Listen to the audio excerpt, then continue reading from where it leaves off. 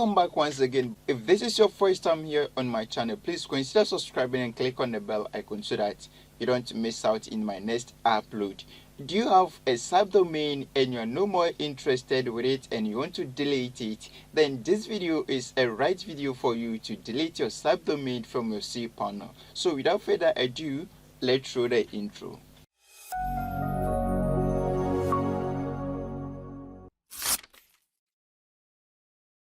So I have already logged into my cPanel here, and then if you're in Ghana and you want a cheap domain and web hosting, I will put a link in the description of which you can purchase a cheap domain and hosting from that link.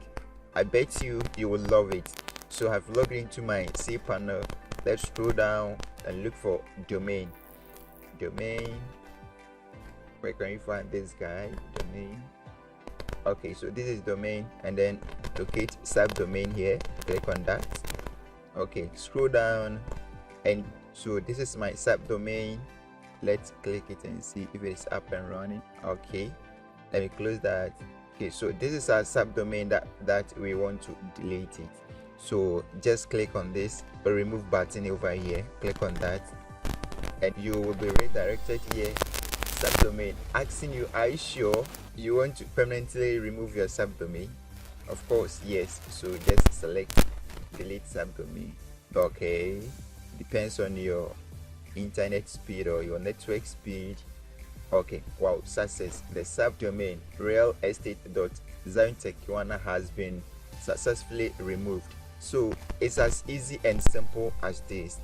If you want to remove your subdomain from your cPanel, this is how to do it with no hassle. After removing the subdomain from your cPanel, you have to come to File Manager. It's very necessary to do that. File Manager.